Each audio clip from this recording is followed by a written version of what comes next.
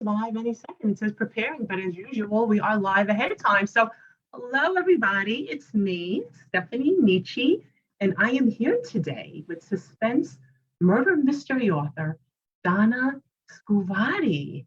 Hi, Donna. Hi, Stephanie. Hi, How are, everybody. how are you? I'm good. How are you doing? Fantastic, fantastic. I am in New York, so it's 3:30 in the afternoon, and you are where? I live in the Bay Area, about 35 miles east of San Francisco. It's in a town called San Ramon. Oh, very nice. So it's 12:30 where you are, Yes, right? yes, 12:30 in the afternoon. So we do have a little bit of time difference, but it's not a lot. It's just 3 hours. And it's a beautiful day here. And it looks like it's a pretty nice day in the window and back of you too. It is a nice day here today. We had a crazy storm for us because, California doesn't get a lot of storms, but we did have a crazy storm blow through on Sunday and Monday. But yesterday cleared up beautifully, and today looks semi-nice. Not super sunny, but it's okay. All right, fantastic. Well, it's better than having a storm, that's for sure, right? True. I mean, our storms are just rain. We don't get snow. Oh, no, yeah. But sometimes rain can be really bad. The winds, right? The flooding. We've been hearing a lot about that. Yeah, so let's hope that that steers clear for a while. Okay, so let the viewers know what do you write? What is your genre again, Donna? It is suspense murder mystery. I had one of my readers describe my book perfectly and describe me as a writer perfectly. And when she described Just Jonathan, it was with a chiller with heart, because it's not. I'm not even though it's a suspense murder mystery and there is a serial killer, I didn't want it to be all blood and guts. I'm not a blood and gutsy kind of person. So Right. I chose to have a lot of human condition in it as well. There's a lot about coping, a lot about relationships, a lot about redemption, and all of that. So that's where the chiller with heart part came into. I did read your reviews today, which are fabulous, by the way. I just want to do a little bit before we get into the book. I do want to know a little bit more about your history as a writer, because I think you're fairly. Sorry, I lost audio. Oh, that's okay. Tony, something happened. Help me. I can hear you. Something happened. Why did this come on? All right, guys. So while Donna gets her audio back. Sorry, something happened. There we go. I can't hear her. Okay. You know what? I could hear you. I could still hear you. Now I can. So now it's okay. If your audio goes off, we could still hear you, just so you know. Okay. Just so you know. But yeah, you definitely want your audio on so that way you can hear me. For sure. Yeah. Minor detail. So I'm sorry. So before we get too deep into the book, I do want to get your history as a writer. But like I was saying, I did read your reviews today, which are fabulous. They are. Really sounds like a great story. And one of the reviews, sometimes, reviews are so important. So when readers read a book, it's so important to get that review, because believe it or not, one of the reviews that I read made me a little misty-eyed. Like, I already cared for Jonathan, who's just Jonathan, right? That's the title of your book. Right. I already was caring about Jonathan, and I haven't even read the book. Wait till you read it. If you care about it, I don't know if the review made me, I imagine it's a fact. I would definitely need a box of tissues. But anyway, okay. So let's skip that for a minute. Let's give us a little bit of writer history. How long have you been writing, Donna? This is my debut, my very first book. I've always loved to read. And so it's like a natural transition for me to write. But I always kind of wanted to write a book, like a lot of people, but kind of never really thought I would. And during lockdown last year, I had this one sentence, the very first sentence of Just Jonathan, in my head for years. I mean, it would just like play over and over in my head. And I just never did anything with it. And one day I was just like bored, and I sat down and I wrote that out. And it was so bizarre, because I wasn't meaning to write a book. I sat down and I wrote it in my notes on my iPad. That's how I wasn't planning on doing anything with it. And Wow. then all of a sudden, all these ideas just started swarming into my head. And I just started writing, and one thing came to another, and then it was there. And then I have the story behind writing a book actually is I have a really good friend, and we had met. My husband was active duty United States Air Force. Oh, We were, yeah, we were stationed in Alaska, and I met her over 25 years ago, and we've remained friends. And it's like one of those friends that you're great friends, but if you don't talk to them for a while, you can pick up right where you ended up. yeah. And I saw a message on Facebook that she had posted that she was really sick. And so I reached out to her on text message, and I'm like, what the heck is going on? So she filled me in. And I mean, we're talking really sick. We're talking like a month in the hospital and surgeries and just really bad. Wow. And so she's like, well, what's going on with you? And I said, well, I think I'm writing a book. She goes, what do you mean you think you're writing a book? And I'm like, so she goes, let me see. So I sent her what I had, which wasn't very much, maybe like 10,000 pages at the time. I mean, 10,000 words. And Oh, yeah, 10,000 pages. yeah, I know, That would right? have been a big book. I was really writing. It's a meant to say. And she said, oh my God, I love it. And so every night it was our thing. She said, to get me through this, I have to know what's going on with Jonathan. So I would sit down every morning and write for her. And Oh, I didn't want to disappoint her. So I wanted to give her enough content at the end of the day so she would actually feel the story and know where the story was kind of going. And if I didn't get it to her, because she lives in Arizona, if I didn't get it to her right away, she'd be like, where's my Jonathan? Where's my Jonathan? So I'd have to send. So I would try to do a couple thousand words a day so she would have, something to go to sleep to at nighttime. And that was how the book came about. She was my inspiration to finish it. wow, what a Yeah. story. I love that. I really love that. So it's, if it wasn't for that situation, you may have not finished the story. I really don't have the answer to that. I like to think that I would have, but I still might be writing it to this day.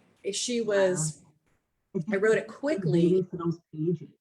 Yeah, I wrote it quickly because I was, and she told me, she's like, you seriously kept me alive. It's like it was something for her to look forward to. And she is better now, thank God. Oh, that's wonderful. Yeah. And we're still in contact, of course. And you're working on a book too.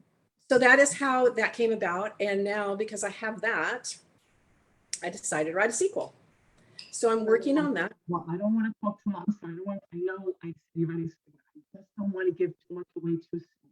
Let's go back a little bit to, you said you've been reading your whole life, right? You've always Yes. been a reader. Yes. What type of books did you like to read? I like murder mysteries. I like a lot of courtroom drama. So you'll find courtroom drama in Jonathan as well. A lot of me is in that book. A lot of like personal things that people wouldn't know if they don't know me. But like, I love animals. So all my animals are in the book. All my animals. I have made them somehow into the book. So like, it's a fictitious town in the Pacific Northwest where the whole story takes place. And I made the town be called Mount Sierra because my yellow lab's name is Sierra. And it was actually, and Jonathan explains that the town was named after his great grandfather named the town and after his lab. And so I got her in that way.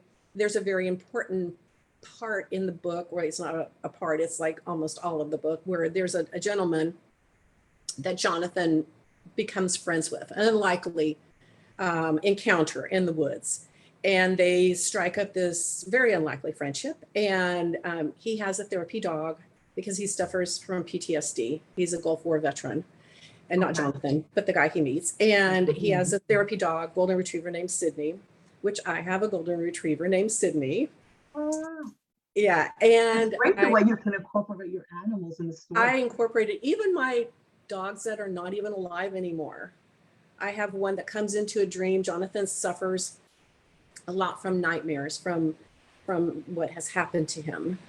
At the beginning of the book, you find out that he's dealing with the loss of his mother 13 months prior. And he was with her in the car when she was killed by a drunk driver. And he witnessed the whole thing, and he can't come to terms with it. He's struggling so badly, as anybody would. And his father has become abusive and an alcoholic himself, because he turned to alcohol because he couldn't deal with his wife's death. So Jonathan is basically alone. And that's how the story begins. I know. And you do feel for him. I had so many people tell me, I just wanted to reach through the pages and give him a big hug. Yes, I read that too in a couple of the reviews. Somebody said they wanted to take Jonathan home. Yeah.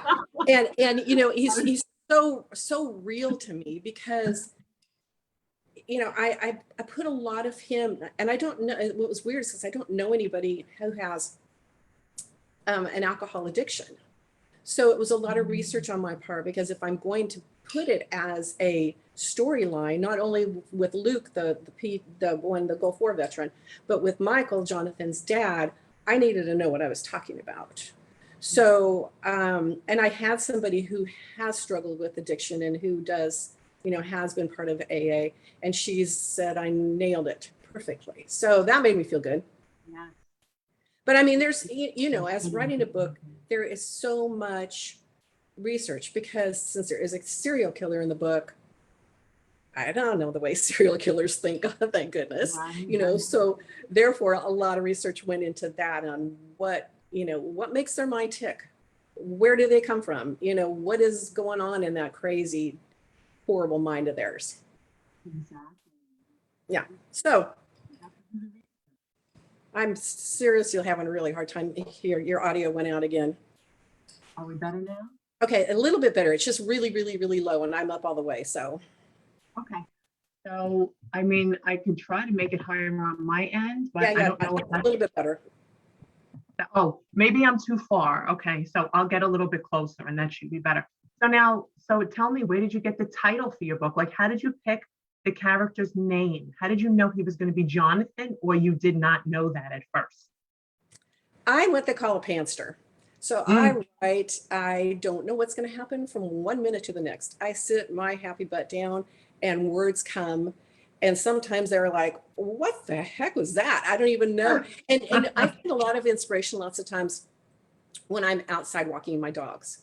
So I'm walking, and all of a sudden I get an idea, and I'm just like, you know, and of course I have no place to write it down. So I'm constantly repeating it in my head 20 million times, so I can try to remember it when I get home. Because when I walk, it's usually not just around the block, you know, we're talking miles.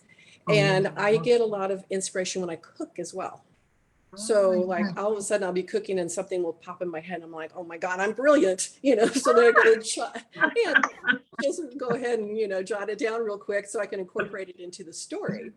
But so when I started Jonathan, I don't know, that name just came into my head. And as far as the just part, there are a couple of times, more than a couple, throughout the book where it's written through first person, so with some POVs, and he talks and he will say, you know, I don't know what they're talking about or whatever, I'm just Jonathan. You know, so he says that a couple of times throughout the book, I'm just Jonathan. And so when he said that a couple of times, I'm like, I'm just going to name it just Jonathan.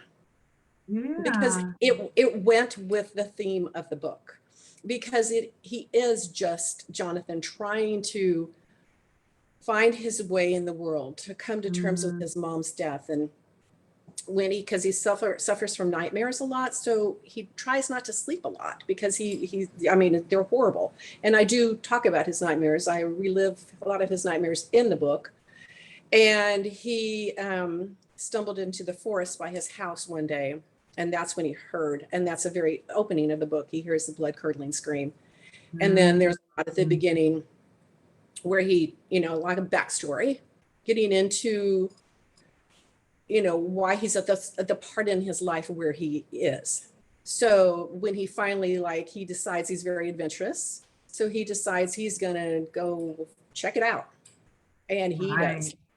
And that's when he kind of sees something that, I don't want to give it away. So don't give away too much. Yeah, he sees something that he knows that there's something really bad going on, and he starts investigating and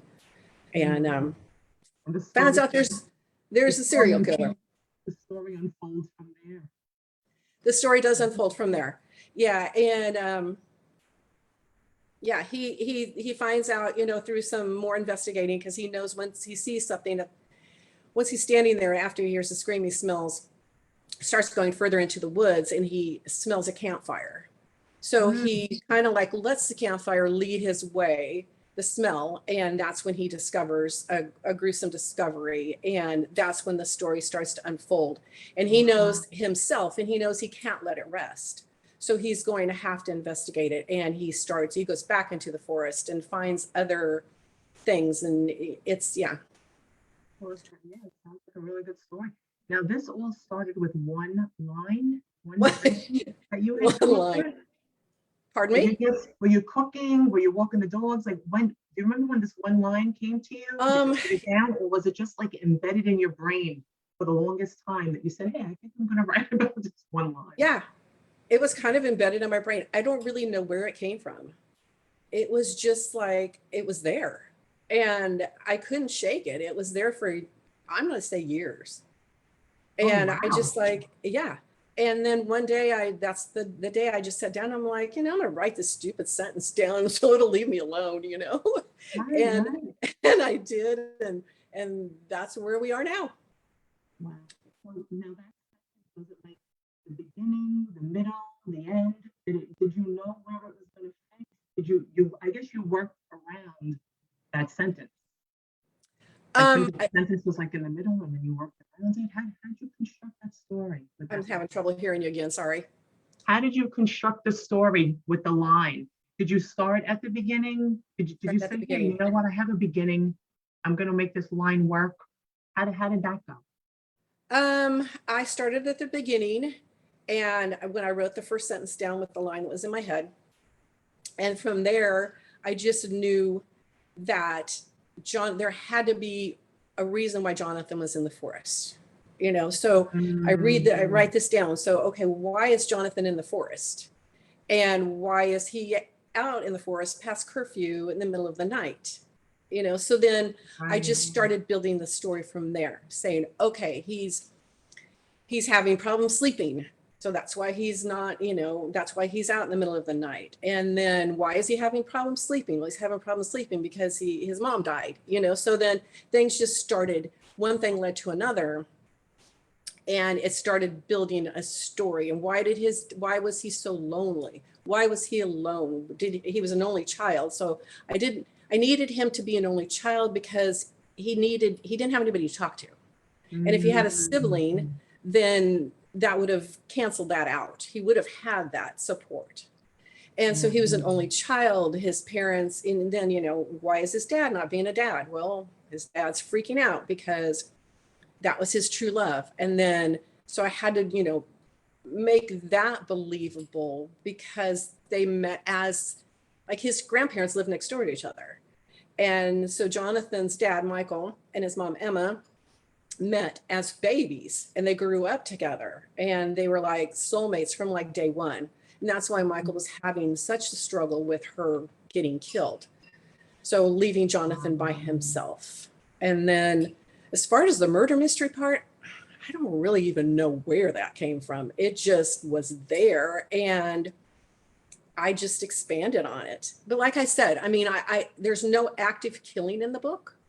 I didn't want there to be mm. active killing. I mean, you know that there have been 15 people that have died, 15 women. And Jonathan, you know, he's big on finding, he wants to get to the bottom of it because he feels for these women. He feels for their families. He needs closure for them and for the Right. families. And So it's, like most kids, like most children, they're curious. yeah. They Oh, want to he's very know. curious. Yeah, And he's I very think if a curious. lot of kids could solve crimes, they would. Yeah. Right? A lot of kids, if they can solve a crime, I think they would. Right. If they And I could, if mean, they had there's, the tools and the time and yeah, there's a if they couple of could twists in there. You know, it's like, and one good one came to my mind when I was cooking, and ah, it was one of those oh shit moments, you know, where you just kind yeah. of like, and when my daughter was reading it prior, to it even getting into a book. And she was reading it, and that's when she said, she was, oh my God, I'm like, oh my God, what are you going to do with that, revelation? So, I had to address it, and I did. But so there's a lot of that throughout the book. But like I said, there's Jonathan, I wanted it to come full circle. I wanted Jonathan basically to get his happy ending. And I can say that without giving it away, because he struggles so badly. I mean, he's a lost soul, and hence wanting to give him a big hug and take him under your wing. But he finds somebody to help him work through it, and he becomes, his saving grace. And I mentioned this man in the book, a huge part, the one who has the PTSD. And I always say that he has a heart of gold, and he truly does. Yeah. So So that first line that you talked about, and you said it is in the beginning of the book. yes. The first line you thought about. Is it the very first line of the book? I'm just Yeah. curious. So it is the very first. Yes. Okay. So that's very interesting. And when you wrote that first line, you didn't know that this was going to be a murder mystery. Am No. I correct? No. You had no idea. No. So you just wrote, and the story unfolded. Now, you're a pantser. I'm a pantser as well. But when you wrote from that first line, did you write in order or no? Did I write Like, in order? yeah, like beginning, middle, end. Did you skip around? No, 100% in order.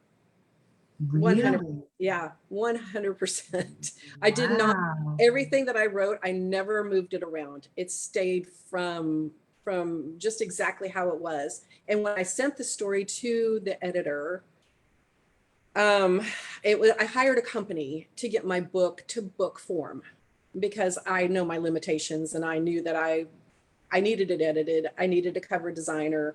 I needed these things done for me, because I know that I'm not good at that kind of stuff. So I was scared, because I had a couple of beta readers, but I really was new to the whole writing thing. And I really didn't know the steps that, now I know the steps that should be taken. But so it was a editorial evaluation. And the lady told me, my project manager, she's like, he's harsh. He's really harsh. I'm just telling you right now, what he says, he's great. He's seasoned. He's worked with us forever and a day. He owns his own company, but he doesn't have a filter. He doesn't know how to be nice and tell you, so just take everything he says with a grain of salt. So when I got it back in my email, I sat there like for 5 minutes staring at it. I'm like, oh my God, I don't even want to open this, because I didn't want my dreams crushed. But I also wanted the reality of, I wanted to know, is it a good story? So I opened it up, and it was the best praise I've ever had in my whole entire life. Oh my gosh, wow. I mean, it was just, I was crying, because it was so fantastic. He said that he had never read anything the first time through and then one thing he said was, Miss Scuvotti is not just a competent writer, she's an outstanding writer. And then went on and said all these fabulous things. And so I'm like, okay, did somebody pay him to say this stuff? Because, we always have doubts about ourselves, right? Right, yeah, And especially of course. as a writer, Yes. so I had to make her swear, my project manager, you swear you didn't pay him extra for this? And you were expecting the worst, because she said that he's critical and harsh. Right. So you were ready for the worst. So you must Yeah. have really been like thrown for a loop. You must I have. was. It's a And big compliment. it was a huge compliment. And she told me, she's like, I have never, in the 16 years we've worked with him, I have never seen him give praise like that to anybody. So now, where did you find this group? Where did you find these people? Online. What steps did you take? When I decided I was going to get into a book, first, when I thought I was done with it, I had about 50,000 words in, found out that, that's technically a book.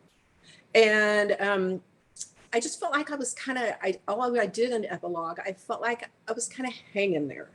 Like there was still a couple of things that needed to be addressed that I could definitely address. So believe it or not, I added over another 15,000 words to it. So obviously I did have more to say. And then I contemplated, am I going to do anything with this? Am I just going to let it sit there on my, Google Docs? Am I going to put it into a book? And I had to really, really, really work that out in my head. So, I talked to my daughter who is turning 40 today. Happy birthday to her. Oh, happy birthday. Yeah. And she said, are you going to be happy? The bottom line is you have to decide if you're going to be happy never turning it into a book. And just knowing that you wrote it. Mm-hmm. And if you're not, then you need to do it. And you need to also come to terms with maybe nobody's going to read it. Maybe people aren't going to like it. Maybe you're going to get bad reviews. Maybe this, maybe that. And if you're okay with those things, then do it, because it's not cheap. It's not cheap to do it professionally. So I didn't go the cheap route. And now you're self-published. I am self-published. Yes, I'm self-published, but I hired a company by the name of 1106 Design, who is out of Phoenix, Arizona. And they basically took my manuscript and edited, proofread, formatted, cover design, the whole 9 yards, and even loaded it onto a Kindle and Ingram Spark for me. They're like the hand-holding of all hand-holding company. Did you have any input on the cover or no? Yes, 100%. Yeah, they, that's one thing great about self-publishing is because it's your baby and you get to hold on to that baby. People like you traditionally publish, you kind of lose some of who you are because they take over. But with self-publishing, I got to be a part of everything. I got to be a part of the cover design inside. And I have a copy of the book here. Can I hold it up? Yeah. Okay. So this is what. And can you see it okay? There's Jonathan. I see Jonathan in the corner over there. Guys, if you could see, Jonathan is there behind the tree. Okay, yeah, and you see the man in the background? Yeah. That's like So anyway, and the inside, even the inside pages, every chapter starts with this. With a picture? With a picture. And then every chapter ends with a little tree. Oh, very nice. And so, it's just little things like. What did you want? 1106 Design. 1106 Design. And you found them online.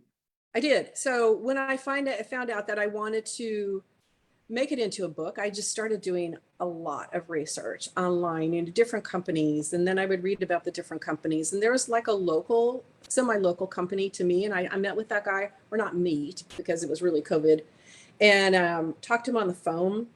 And he didn't have any follow through. I would have loved to have gone to him because he was kind of local, but he would never call me back. He would never respond to my emails. And I'm like, I don't think so, dude. So he lost out. I don't get it. Do people want business? Well, they don't want business. I don't understand that. To your clients. I don't understand. Yeah. And I even addressed him with it. I even said, I sent you an email and you never got back. Oh yeah, I'm not real good about that. And I'm like, guess what? I'm not going to be your client. So I found these people. I researched them. I did they had reviews. I just had a good vibe. I had a really good vibe, and I do follow my gut a lot. And I would go with them again because they are. Right. So they do everything. They do the editing. Is that where the critique came from? The what? The critique? Yes. Okay. Yeah. So it starts with an editorial evaluation, and he's like, where you are in your journey. So do you need a developmental edit? Do you need a content edit? Do you need a line edit? Or what kind of edit do you need? And that's where that comes into play, where he takes it over and he said, and my project design, my project manager told me that, when I said, are you telling me the truth? And she's like, I just had one come back, seriously. And I'm like, Frank, how am I supposed to tell this person what you're saying? She goes, I had to edit his edit because it was so harsh that, and he said, They don't even need a developmental edit. They need to go back to the drawing board and redo the whole thing because it's awful. This is like him talking. So she goes, I can't go back and tell my person that. So I knew I didn't have any plot holes because I made sure I didn't. Pointed them out. He would have told you. Yeah, he would have let me have it. But not only that, I was 100% positive myself when I gave it to them that I didn't have plot holes. And you gave your best polished work, which is what 100%. everybody recommends, what it should be done when it's handed off to someone. The best Right. possible work that you can do before you hand it off. Because I'm kind of a perfectionist. And I am not kind of a perfectionist. I am a perfectionist. And I don't want anybody, especially a professional, reading some hack job. You know, I wanted them to read something that was put together, well formatted, and well, you know, thought out, and without plot holes. And Jonathan talks about at the beginning and throughout the book, he talks about that it's been, I don't know, 9,437 days since his mom died. And so I ended with how many days it was. So that was, I must have gone over that 20 million times because he talks about it throughout his book. And I'm like, okay, how many days have gone by? And then I have to figure out the hours in the day. And then, and so the timeline isn't funky because I'm a stickler for that. When I read a book, I don't like things being, it bugs me. That's important. Yeah, readers It will is pick up on that if it's yes, incorrect. they will. Yes. And so I must have gone over that at least 50 times. So I knew that it was correct and it made sense. So do you have any background in writing whatsoever? No. Nothing. I mean, I always excelled in the English in school, but I imagine you had to write something in school. I mean, we all have to write book reports, essays, and things like that. So you just did the normal average stuff in school. You didn't do anything that was you didn't take any classes, you didn't take any courses online or in school or anything like that. You just happen to have a gift. I think some of my writing is also based on my career. I was a paralegal. And so you have to write a lot when you're dealing with the law. And so I would have to write a lot of stuff. And I think some of that has to be correct. And it definitely has to be right. correct. So that's probably where your perfection comes in because of your job. Yeah, it has to be correct. But so and I didn't really, I always wanted to be an attorney, but, and I did go to law school for like a year and a half. And my kids were younger at the time. And I was a stay-home mom by choice. I wouldn't change that for the world. And it was just taking so much time away from them. And I'm like, I can't. I'm missing soccer games, or I'm missing, school parties or something. I'm not willing to do that. That is just not something that's even a possibility for me. My mom was a stay-home mom, and it's just something I wanted. And so I put it on the back burner, said I'll go back. One thing led to another, got divorced, got remarried. And then I find myself in Alaska, of all places, where we're stationed. That was a trip. And then, the law schools aren't real plentiful in Alaska. And we're talking, 25 years ago, actually 1995. And didn't have a lot of online stuff. So that's right. So I waited till I moved. Go ahead. How about journals? Did you keep any journals? How much or diaries? Did you keep any journals or diaries? Did you continue writing at all? No. Once you left? No, you didn't. No, that's why this thing came out of left field. And I'm like, why didn't I tap into this a lot sooner in my life? Because I could have 50 books by now. How long did it take you to write Just Jonathan? It didn't take me that long. 4 months tops. Oh, wow. That's fantastic for your first book. Yeah. That is really fantastic. I owe that to Lisa because, seriously, I sit down. Yeah, my friend, every morning I would sit down and write good content for her because I'm like, at the point, I actually didn't think she was going to make it. And I'm like, if something happens to her, I just like, because she actually married my husband and I up in Alaska. Really? Yeah. So, I mean, she's a special, special friend. Yeah. So, yeah, I wrote fast for that reason alone. Now, my sequel is another story because she's not sick anymore. So I have any reason to write as much. And so, I mean, I'm probably about 43,000 words in. Well, that's So, a lot. That's good. yeah, And are you also writing in order from I beginning am. to end? You're not Yeah, skipping around, you're not jumping around or anything like that. that's just not how I write. You know, and I also, as I write, I edit. And I know they say not to do it, just put the words down. And I read that so much that people say to do that, but that's just not how I do it. I think everyone has to do what works for them. I don't think Yeah, there's any rules. You know, there's no rules to follow. It's not like it's a one size fits all. You know what I mean? yeah, Everybody has a different style, everybody has a different process. So yeah. you're like 43 plus thousand words in, which I think is fantastic. When did you realize you were going to write a sequel or a follow-up for Jonathan? I started reading because I have to research everything. Google is my middle name. And I mean, I seriously Donna research. Google Scuvotti. Yeah, I research everything. So DGS.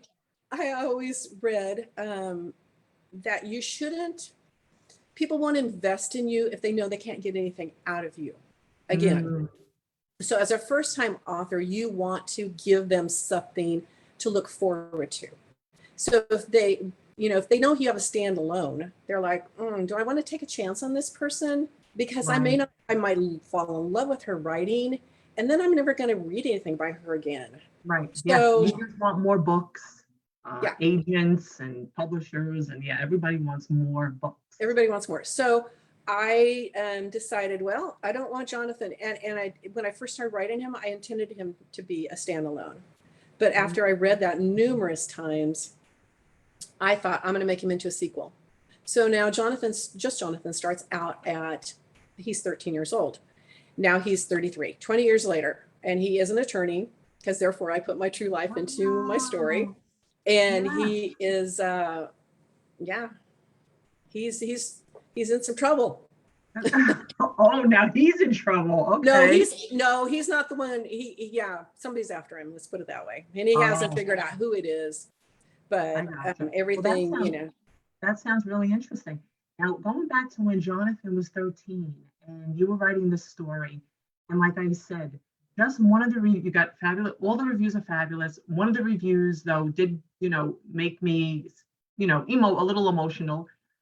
Since I'm a writer myself, so I tend to throw myself into whatever I write and whatever I read. So when I read other people's books, other people's stories, I think differently than other people. So Right. the review about Jonathan did affect me. So when you wrote about Jonathan, were there certain parts where you found yourself getting emotional, Oh, telling his story or explaining how he felt in a moment, maybe with his dad or something? yes, there are numerous times that I actually cried when writing it because it's hard. It's hard to, and it was kind of difficult to write as a 13-year-old because I don't think in that age group anymore. Right. You know, so I had to put myself into his mindset A and to say, 13-year-old boy. yeah, how would a 13-year-old think? How would they come to terms? And I chose 13 because if he was any younger, he couldn't do what he does in this book. And if he Right, was any right. older, he wouldn't have the feelings that he's having. He would have been able to sort through them a little bit better as he aged. So So you that's had to why, I'm sorry, you had to put some thought into how old Jonathan was going to oh, be. for sure. Very important. Yeah, I wrestled with that because I'm like, and there's a fine line, you know, he really needed to be that age. And I had somebody tell me, and in the book, I do use some cliches. And I know some people hate cliches. I'm personally a fan of them. Yes, But I'm the sure a lot reason of people are. the reason I used them is because I was thinking in terms of him. And when I told her that, and she goes, "Oh, that totally makes sense." You know, so I think, you know, people would lose sight of, okay, we're listening to this story unfold from a 13-year-old's mind, and you have to keep that in mind when you read the book, because he does talk like a 13-year-old, even though he's very mature, because he's had to grow, because he's become the man of the house, because his dad is just a drunken stupor all the time. So, but he's still, a 13-year-old still comes out in him. And yeah, it was hard to write, because as a parent of a son and a daughter, I can't even imagine. I can't imagine what a child would go through, something like that. And to actually witness it, is even worse. So it was hard. Jonathan pours his heart out to his dad, and his dad is just, yeah, there's parts in there that are pretty gut-wrenching. So did it take you a while to, like, when you would close your laptop or put your pen and paper away, to get out of that kind of dark mood or emotional mood, or can you snap out of it like right away? I never really stopped thinking about him.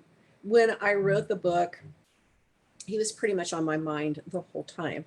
Not doom and gloom. I wasn't like in a bad mood, because I knew in my mind that he was going to get his happy ending. Right. I didn't know how he was going to get his happy ending. I didn't know he was going to get it. But he was going to get it. Did you walk around going, oh, which one is it? I feel so bad for him, or I got to make something all the time to this kid. All the time. Terrible what he's going through. I would say at home, it got to be so funny, because at home I'd say, oh, poor Jonathan. And my husband one time said, oh, for the love of God, would you let something good happen to that poor boy? Because he heard me say it so much. It's fabulous how the characters just come to life. Oh my, he's my best friend, Yeah, but he's with you all the time, Jonathan. Right? You're never without Jonathan. I killed somebody off in the book, and I was at a crossroads, and I'm like, if I kill this person off, it's going to change the book. It wouldn't be what it is, which I hadn't decided what it was at that point anyway. But, and I couldn't do it. I cried and I cried and I cried. And I'm like, it's like, I can't do it. I can't kill him. So I didn't. Yeah. And then, and it's a good thing. You're in the driver's seat. And I've told people that after they've read it, and they're going, oh, thank God you didn't kill him. Because,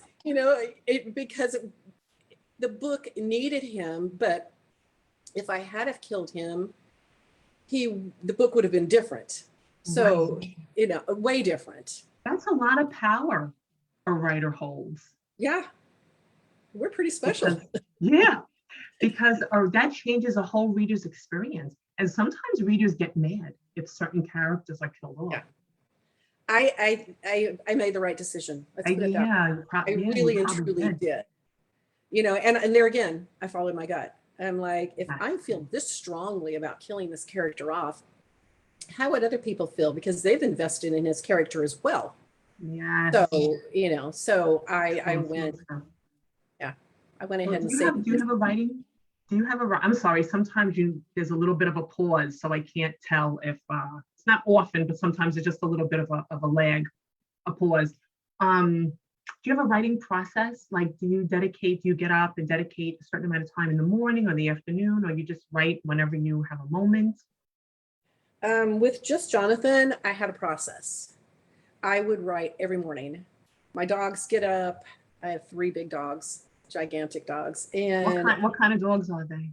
I have a yellow lab, Sierra, and I have Sydney, who is my golden retriever. And then I have Jack, who's a Weimaraner. And we just rescued him. So he wasn't around when I was writing Jonathan. But he was around. We rescued him the end of March. So I sent my manuscript in March. And so I'm like, wait a minute, all my other animals are in this book. How's Jack going to get in this book? So I went in and changed the public defender's name to Jack. So he could get in the book. But I couldn't, and the book was already written, so I couldn't write another whole, dog scene or something. So I had to right. Yeah. That was smart. I think that was pretty smart. Jack got in there. Yeah, he did. Okay. So every morning, they get up, they eat their breakfast, and then they take a nap. So when they take a nap, I would sit and write. Oh, that's so like kids, like when the kids are asleep, I'm gonna write now. Yeah, because I knew once they wake up, it's like taking walks and, doing Yeah. all these Feeding things. them, they want your attention. And my husband works nights, so he comes home at like 6:30 in the morning and then he sleeps. So it was his time to sleep too. And once Oh, he wakes up, it's like, family time. right, right. So, That worked out well. That yeah, worked out well for you, right? yeah, it worked out really well for me. And I'm not saying that this is the only time I wrote, but that was the majority of the time I wrote. And now with this book, I'm finding I'm not doing that as much. I decided to do the sequel once Jonathan was in the process of becoming a book. So I'm like, okay, once I read the whole thing, you shouldn't have a standalone. So I decided to do the sequel, and then I thought, maybe I don't want to, because I wonder if Jonathan's a big bomb. Wonder if it's not as good as I think it is, or what people are telling me. And do I want to invest in this sequel when Jonathan does, falls on the vine, dies on the vine or whatever. So but I said, what the heck? And I just powered through anyway. But I have a vision with this one, which I didn't have with Jonathan. I know where it's going. I know who the person is who's causing the problems. I know, I know, I know what I'm going to do. I just have to do it. I don't know how I'm going to get there, but I know where it's going.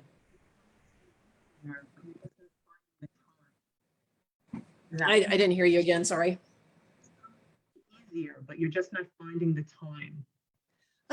Well, partially because it's holiday right now, so that's hard, but it makes it hard as well. Sure.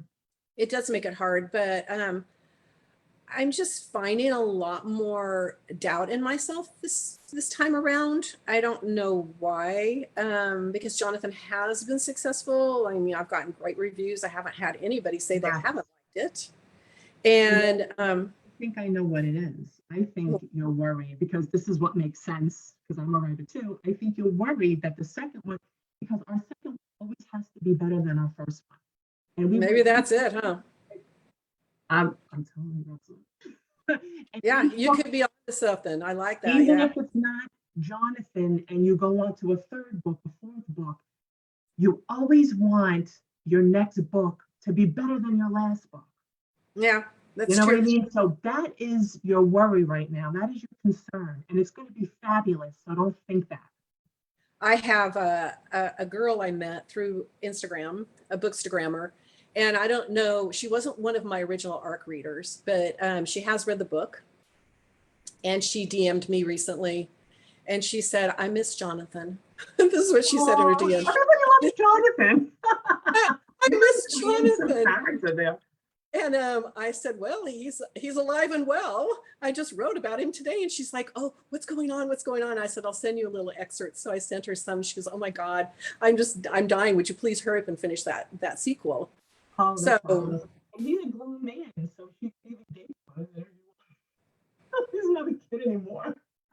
Yeah. I didn't hear what you said again. I'm sorry. Oh no, I said Jonathan's a grown man now, so she could even date him if she wanted to. He could be her boyfriend. Let me tell you, he's going to be hot, because I seriously, no, he's hot. I did a carousel about my characters on Instagram, on one of my Instagram posts. And I was on Upsplash, looking at pictures, and I'm like, oh my God, there's Jonathan. I know this looks exactly like Jonathan.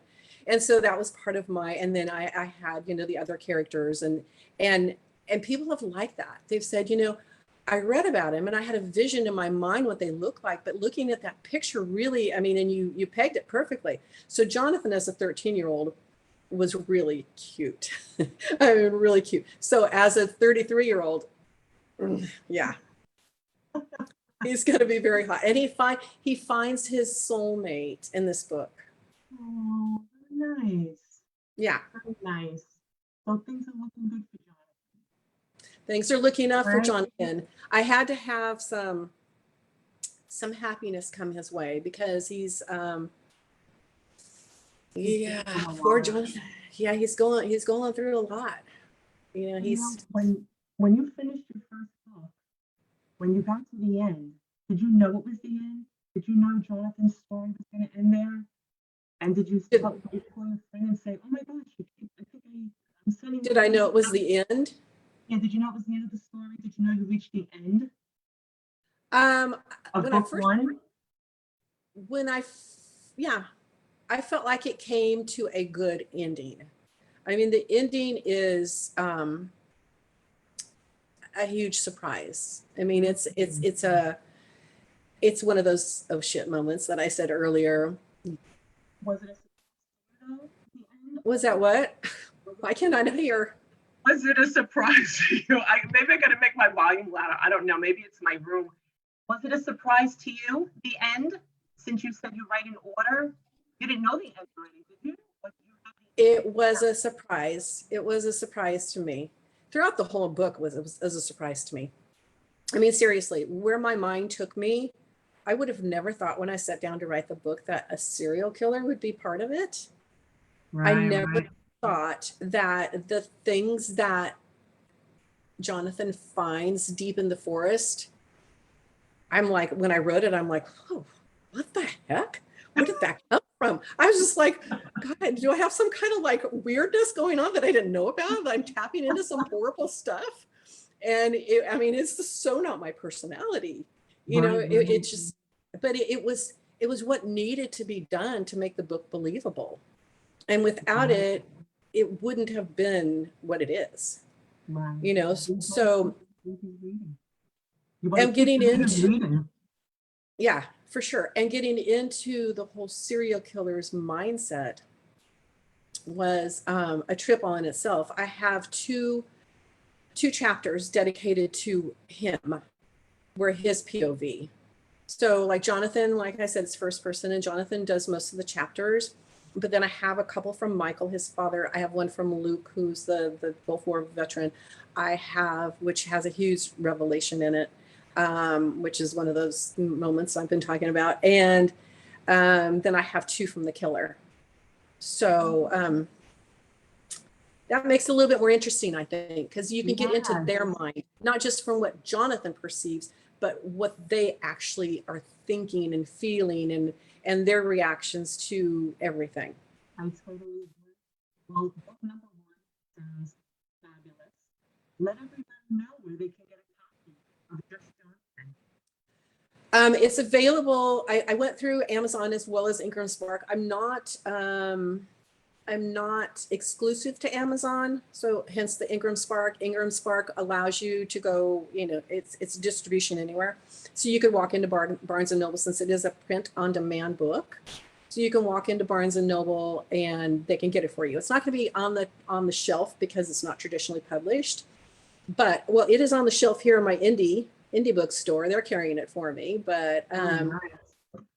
yeah, and I did go to Barnes and Nobles a couple of weeks ago, and he was ordering it. He's like, I'm gonna try to get it and carry it here. So Oh, and he said check, fabulous. yeah, he said check back in a couple of weeks, but that's like a town called Dublin by where I live, and so you can get it, you know, through Kobo, Apple, any way you need to get it, you can get it, or it's available on ebook, hardback, and paperback on Amazon. Well, that's perfect. And you know what? After this interview, add the links. Can you add the links in the comments? I can. After the interview's over, that way everyone knows where they can get a copy. I mean, the book sounds fantastic. So, I mean, who wouldn't want to read it? All right, it sounds really good. A lot of I also have a interesting. link in my bio on my Instagram page, which is Okay, Donna Scuvotti author. So I have a link tree, and then I have the link to my book in there, and a link to my website as well, which is okay, also Donna perfect. Scuvotti author. And at And the so, end of my yeah, book, at and you the end of I'm Donna, sorry. just John, at the end of Just Jonathan, I have the first chapter to my new book. So people can, Ooh. yeah, you can get a little inkling on what's going on in Jonathan's life from the first Oh, chapter. what's coming up for Jonathan when he's in his 30s? Very nice, very nice. Well, Yeah, Donna, it sounds like a fascinating read. thank Much you. congratulations on your debut novel, Just Jonathan. Yep. And if you have any advice for new writers, aspiring authors, anything that you'd like to share? Um, the only advice I would have is don't ever doubt yourself. You know, even if it's something that's on your mind and in your heart, then you need to do it. Don't let anybody stand in your way. And don't, I mean, it was eating away at me, I guess. You know, it was a story that needed to be told.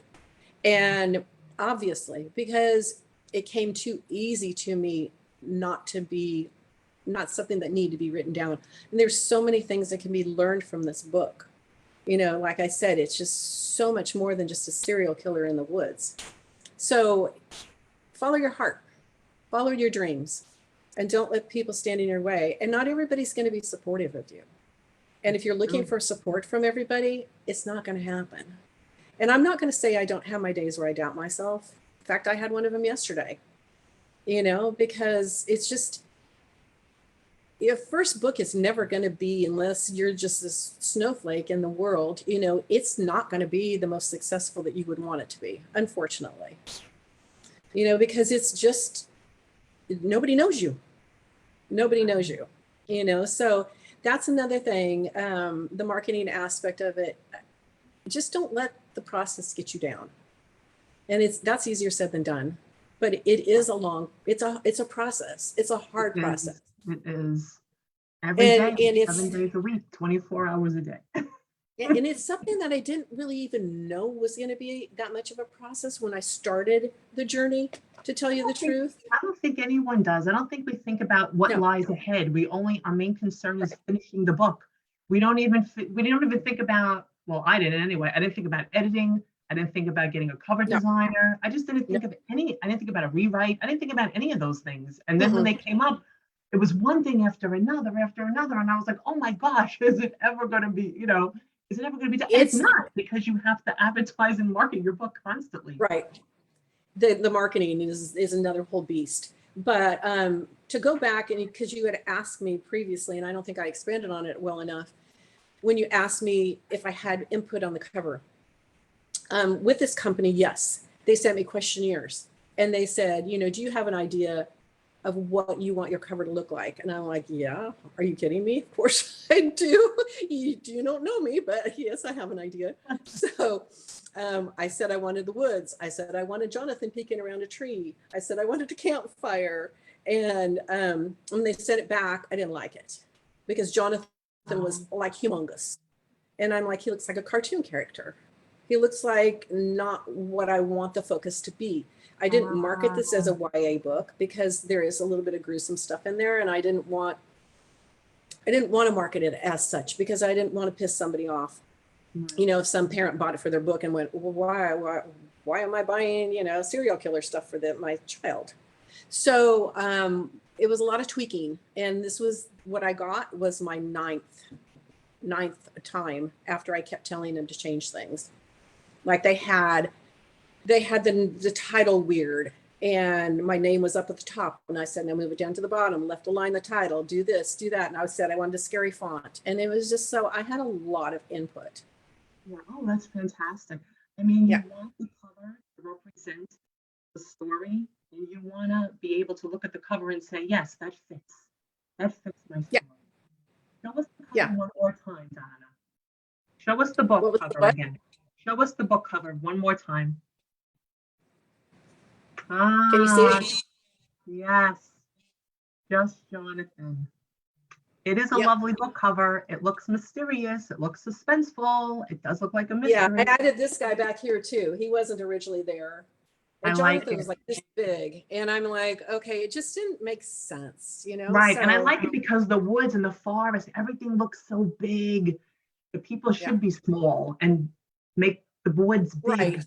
big and menacing. And the campfire's scary. there, but you know, it's like, yeah, it turned out exactly like I wanted it to. Perfect.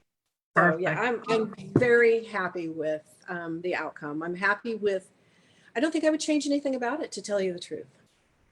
You know, Your readers seem happy with it too, I was going to say. they do. I'm happy about that. I've even had, because you know, when you're doing marketing, and they always say, you know, what's your ideal reader? And that's the elusive person that you're like, oh God, I don't know who's my ideal reader, you know? So I said, well, I think it's like maybe a woman in their 30s on up. And I've had so many men read it and say, oh, and love it. I'm like, okay, I need to rethink this. It's not just for women. You know, I think I originally thought women because of the whole Jonathan and being so seeing it from a female's point of view on how you just want to like hug him and nurture him and, Right. The you know, make motherly everything better aspect. for him. Yeah. But I mean, fathers have those feelings too, Yes, they do. you know, so I really haven't honed into the 100% ideal reader yet. I know there's somebody who's, you know, an animal lover as myself because they are, you know, the animals are in this book. Yeah. And, you know, somebody who is very family oriented because that deals with a lot. I mean, the person that Jonathan meets that becomes his saving grace, the heart of the older person. You will learn to just think this person is the most wonderful person on earth. And he is. And he is what Jonathan needed. And he's in the second book, of course, because the book wouldn't be the book without him, Without him. you know. Yeah. And I have incorporated some new people into the new book, but for the most part, it's the people that were in this book minus the serial killer, of course. And when can we expect that release? I had it in my mind that I wanted to get it out in the spring. But since I'm not done with it yet, I'm thinking probably, to be realistic, summertime maybe. Okay, it'll be I here don't before know. we know it. The process took with Jonathan when I turned it over. It was in March and it was complete in August. But I held it back for a month for two reasons. Number one, I wanted to get it to my ARC readers. But number two, I wanted to launch it on my parents' anniversary. And my parents' anniversary was September 22nd. And that's the day I launched my book.